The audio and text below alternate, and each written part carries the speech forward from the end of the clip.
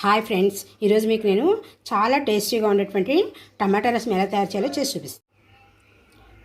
Friends, ఇదే ఎంతో రుచికరమైనటువంటి టమాటా రసం. దీన్ని ఎలా తయారు చేయాలో ఇప్పుడు మీకు నేను చేసి చూపిస్తాను. ఈ టమాటా రసానికి కావాల్సిన పదార్థాలు ఏంటంటే టమాటా ముక్కలు, కొత్తిమీర, నెక్స్ట్ 1 స్పూన్ మిరియాలు, 1 స్పూన్ జీలకర్ర, 1/2 స్పూన్ ధనియాలు, 2 ఎండుమిర్చి, నెక్స్ట్ వచ్చి మునగాకు, 2 పచ్చిమిర్చి, కరివేపాకు, 6 రెబ్బల వెల్లుల్లిపాయలు, కొంచెము 3 స్పూన్లు చింతపండు పులుసు అన్నమాట. నెక్స్ట్ సాల్టు, పసుపు.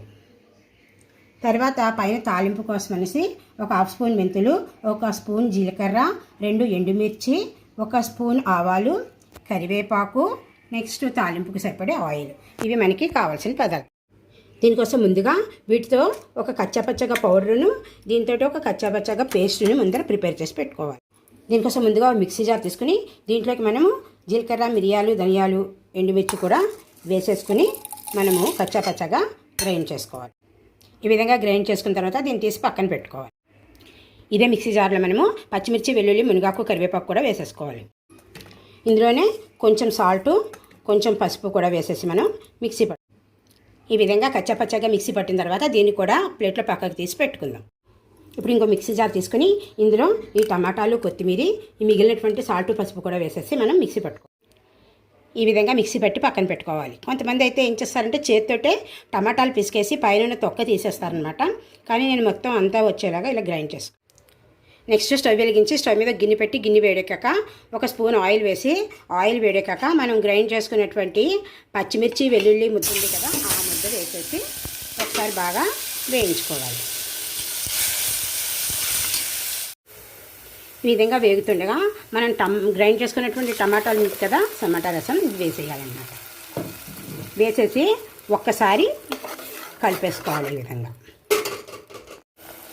ఇది ఇలా ఉడుకుతుండగా మిక్సీ జార్లో మనము 1 గ్లాస్ వాటర్ కూడా పోసి శుభ్రంగా మిక్సీ కడిగేసి ఆ వాటర్ కూడా ఇందులో పోసేసి ఇప్పుడు బాగా మరగనివ్వాలి.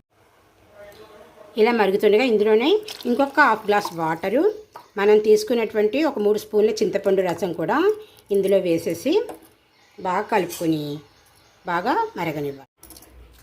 ఇది ఇలా మరుగుతుండగా మనం గ్రైండ్ చేసుకున్నటువంటి మిరియాలు, జీలకర్ర పౌడర్ ఉంది కదా, ఈ పౌడర్ కూడా వేసేసి బాగా ఒకసారి కలిపేసుకొని మనం ఒక 10-15 మినిట్స్ బాగా మరగనివ్వాలి.